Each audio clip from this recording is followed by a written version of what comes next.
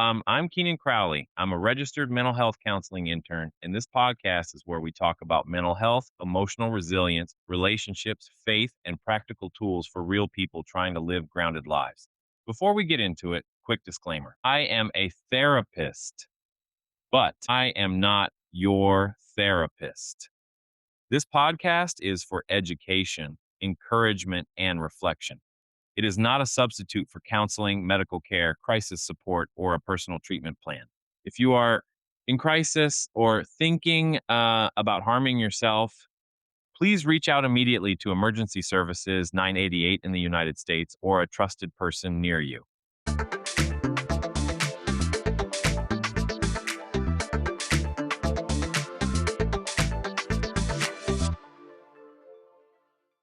Hey y'all, welcome back to Rooted and Real. My name's Keenan, and I did my little disclaimer before, and so I don't need to say it again. So today, I want to talk about something I think a lot of people feel, but don't really know how to say it or how to talk about it. And that's capacity limits, mental health leave, burnout, overloaded.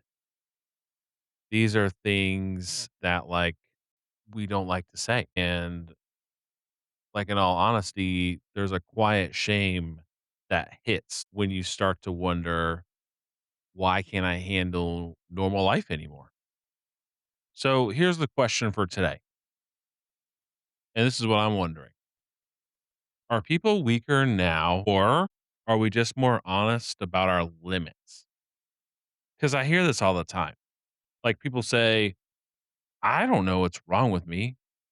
I used to be able to handle so much more.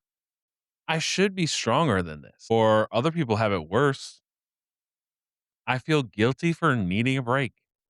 If I feel like if I stop, everything will fall apart. And I want to say this really clearly up front. Your limit is not a character flaw. That does not mean every limit should control your life. That does not mean discomfort is always dangerous. That does not mean we avoid hard things. That does not mean we call every stressful moment trauma. And I'm not sitting here promoting fragility, but I am saying this: you're not a machine. You are a human being. You have a body, you have a nervous system, you have emotions, you have relational needs, you have spiritual needs. You need to sleep, you need food, you need connection, you need quiet, you need recovery. And when demands keep exceeding your capacity, something will eventually break down. Not because you're weak, just because you're human. A lot of people right now are not just dealing with one stressor, they're dealing with stacked stressors: work stress, family stress, financial stress, health stress, church responsibility, parenting, marriage strain, aging parents, constant notifications, constant decisions, constant noise. So when people say life feels heavier, they may actually not be exaggerating, and they may be describing reality. And as Christians, we have to be really careful here, because sometimes in Christian circles, we can spiritualize over functioning. We call it faithfulness. We call it sacrifice. We call it serving. We call it being dependable. And sometimes it is those things. It certainly can be. But sometimes it is a fear. Sometimes it's pride. Sometimes it's pleasing.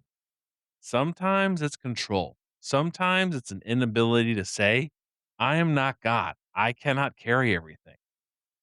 Exodus 18, Moses is leading the people. He's judging disputes. He's carrying the weight of everyone's needs. And Jethro looks at him and says, "What are you doing? What you are doing is not good." Then he says, "You and these people who come to you will only wear yourselves out." Then Exodus 18:17 says, notice that Moses is not being lazy. Moses is not being selfish. Moses was not being rebellious. Moses was doing too much. And Jethro did not say, try harder. He said, this is not good. Somebody listening needs to hear that. The fact that you can technically keep going does not mean what you are doing is wise. You can be high capacity and still overloaded. You can be strong and still tired. You can be faithful and still need help. You can love your family and still need margin. You can be called by God and still need delegation. Jesus himself said to his disciples in Mark 6:31, he says, come away by yourselves to a desolate place and rest a while. Why? Because people were coming and going and they had no leisure even to eat. And that sounds like some of you. Some of you aren't even eating normally. You're not sleeping normally. You're not thinking clearly. You are snapping at people you love and you care about. You're forgetting things. You are numb. You are tired, but wired. You are scrolling because you're too exhausted to actually rest. You are saying yes with your mouth and resenting people in your heart. And then you call that Christian maturity. But Jesus looked at tired disciples and said, come away and rest. Before we keep going, I also want you to know about an upcoming episode of Rooted and Real with Keenan that connects really well with what we're talking about here today. In this upcoming episode, this conversation, I sit down with Renee Ambrose. She's the creator of Yoga for Face, which is an international best-selling author, mentor, and host of Back to Paradise. Renee shares a powerful story of loss, reinvention, body reconnection, and learning how to rebuild from the inside out. One of the moments that really stood out to me was what she described as like a mirror moment. And you'll hear more about it on the episode where she had to stop and ask herself, what is my body trying to tell me? And I think that question is so important because a lot of us are not listening to our bodies until our bodies start screaming, until they start hurting. We ignore the tight chest. We ignore the exhaustion. We ignore the irritability. We ignore the numbness. We ignore the way we avoid mirrors, avoid silence, avoid rest, and avoid grief. And then we wonder why we feel disconnected from ourselves, from God, and from the people we love. In that episode, Renee and I talk about self love, childhood wounds, purpose, emotional release, and the simple but powerful practice of reconnecting with your smile, your body, and your true self. And no, it's not about vanity. It is about attention. It is about learning to notice what your body has been carrying. It is about healing from the inside out. So make sure you look out for that upcoming episode with Renee Ambrose. And I think it's going to encourage a lot of people, especially anyone who's been through loss, transition, body disconnection, or a season where they've had to rebuild their life from the ground up. Now, let's come back to what we're talking about today because capacity limits are often one of the ways our body starts telling the truth before our mouth is ready to say it. So let's define our terms. Let's define capacity. Capacity is your actual current bandwidth, not your fantasy bandwidth, not your old bandwidth, not your Instagram version, TikTok, face, whatever, not the version from 5 years ago, before the grief, before the baby, before the job change, before the panic attacks, before the marriage stress, before the diagnosis, and before the caregiving season. Your actual capacity today in the here and now. And that capacity changes. Your capacity is affected by sleep, it's affected by chronic stress, it's affected by trauma history, it's affected by your health, it is affected by conflict, it's affected by loneliness, it's affected by decision fatigue, it is affected by whether you have support. So instead of asking, what should I be able to handle? Ask this: what is my actual capacity right now? And that question is not weakness, it's wisdom. Let's talk about overload versus weakness. So, weakness says something is wrong with me. Overload says too much is being asked of the system for too long without enough recovery. Those are very different. Imagine your phone battery's at 3%. You open maps, music, social media, email, camera, whatever, all these apps, and then the phone dies like that. You do not say, this phone has a character problem. You wouldn't say something like that. You say it needed to be charged. Now, people were not phones, not even close. But the point still stands here. A depleted system cannot keep producing at full strength. And here's where some of us need to repent, not of laziness, but of pride. Because hidden pride can sound like this: no one else can do it right. It can also say, it's easier if I just do it, or they need me. I do not want to disappoint anyone. I can't say no. What will they think? If I slow down, I'll fall behind. If I rest, I'm wasting time. That may sound responsible and cool and brave and whatever, but underneath it may actually be fear. So, something Jordan Peterson has said: meaning is found through responsibility. And I think there's truth there. Responsibility matters. A meaningful life is not built by avoiding every hard thing. But here's the Christian connection: responsibility does not mean pretending you're limitless. Responsibility means carrying what God has actually assigned to you in a way that honors God, loves people, and tells the truth about your humanity. Some people are not avoiding responsibility, they're carrying responsibilities that God never gave them. And that's different. So here's the hard question: are you overloaded because life is genuinely demanding right now? Or are you overloaded because you keep volunteering for burdens that just aren't yours? And that one stinks, because some of us are addicted to being needed. Some of us would rather be exhausted than unknown. Some of us would rather be resentful than honest. Some of us would rather call ourselves servants than admit we're afraid of disappointing people. So, Pastor Mike has a sermon line. He said, free choices don't come with chains. That is strong. Because some of us call it freedom, but we are chained to everybody else's expectations. We are chained to the image of being dependable, chained to the role of rescuer, chained to the fear that if we say no, we won't be loved. But biblical love is not a slavery to demand. Biblical love has wisdom. Biblical love has order. Biblical love has truth. Jesus was the most loving person who ever lived, and he still withdrew to desolate places to pray. Luke 5 tells us crowds came to hear him and be healed, but he would withdraw to desolate places and pray, be alone. He did not let need alone dictate his schedule.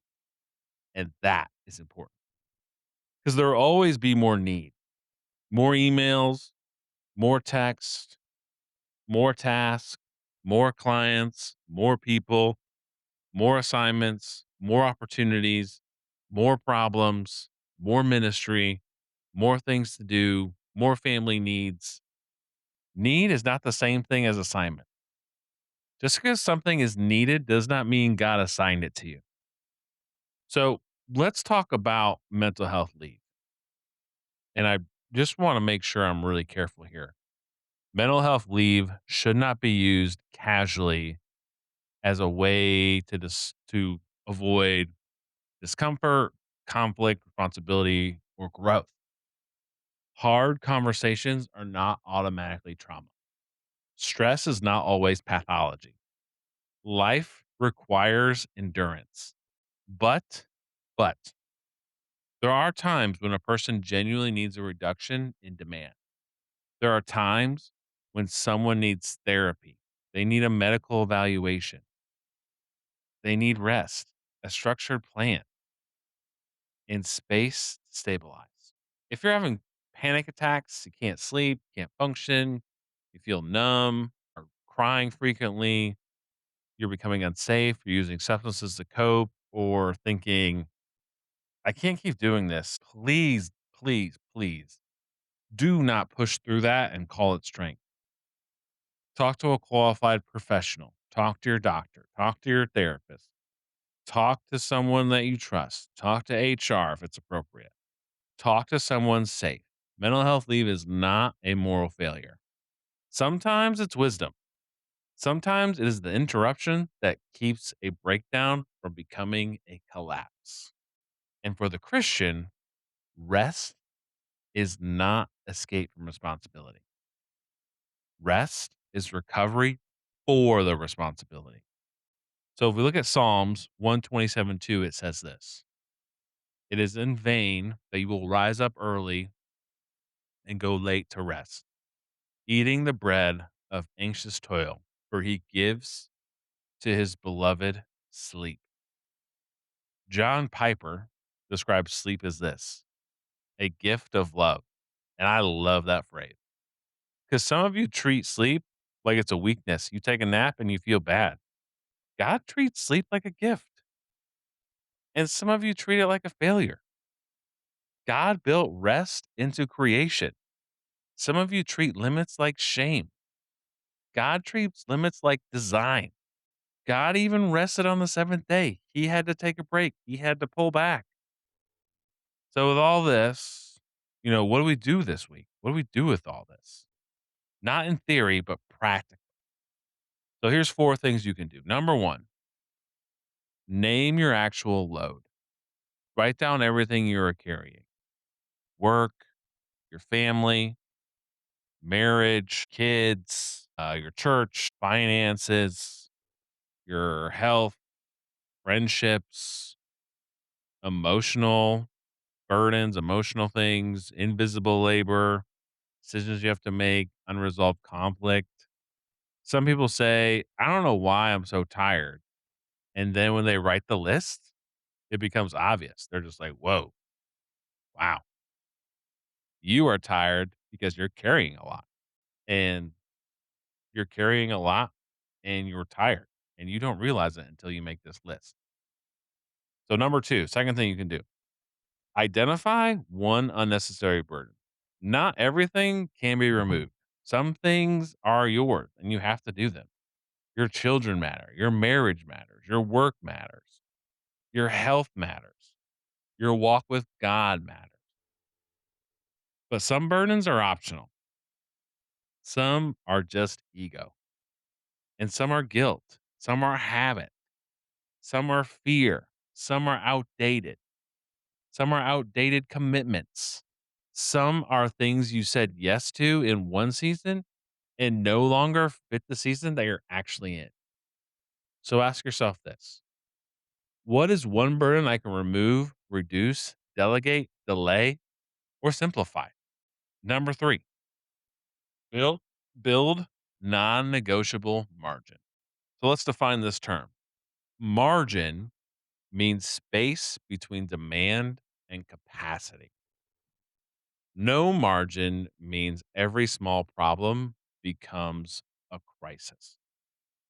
Traffic becomes rage, a child's attitude becomes explosion, a spouse's tone becomes a war, an email becomes panic, a bill becomes despair. And why is that? Because you have no buffer. Margin protects your nervous system. Margin protects your relationships. Margin protects your spiritual life. Margin protects your ability to respond instead of react. Number 4, tell the truth sooner. Do not wait until you hate everyone to admit you're overloaded. Do not wait until your body shuts down. Do not wait until your marriage is cold. Do not wait until your kids only know the irritated version of you. Tell the truth sooner. Say something like this: I'm overloaded. I need help. I need to simplify. I cannot take that on. I need to talk to someone. I need rest. I need a break. I need a plan. That is not weakness. That's wisdom. And for the person who feels guilty right now, let me pastorally and clinically say this: you are not God. You are allowed to be limited. You are allowed to need sleep. You are allowed to need help. You are allowed to say no. You are allowed to disappoint people without being cruel. You're allowed to be faithful without being frantic. You are allowed to rest without apologizing for being human. The goal here is not to become soft. The goal is to become sturdy. And sturdy people know what they can carry. They know what they cannot carry. They know when to push. They know when to pause. They know when to serve. They know when to withdraw. They know when to endure. They know when to ask for help. So this week, here's your challenge: remove one unnecessary burden, one thing, cancel one thing, delegate one thing, simplify one thing, have one honest conversation, take one protected rest block, make one appointment, say one clean no, because your limit is not a character flaw. And maybe the most faithful thing you can do this week is stop pretending you don't have one. And before we close, make sure you watch the upcoming episode of Rooted and Real, where I sit down with Renee, the creator of Yoga for Face, international bestselling author, mentor, and host of Back to Paradise, where we hear Renee's story of loss, reinvention, body reconnection, and rebuilding from the inside out. After a powerful mirror moment, force her to ask, what is my body trying to tell me? We talk about self love, childhood wounds, purpose, emotional release, and simple, powerful of reconnecting with your smile, your body, and your true self. It's a beautiful conversation about healing, embodiment, and learning to listen again. So keep an eye out for that episode. Thank you all for listening. This has been Rooted and Real. I'm Keenan. Stay grounded, stay honest, stay rooted in Christ. And remember, limits are not a failure. Sometimes limits are where wisdom begins.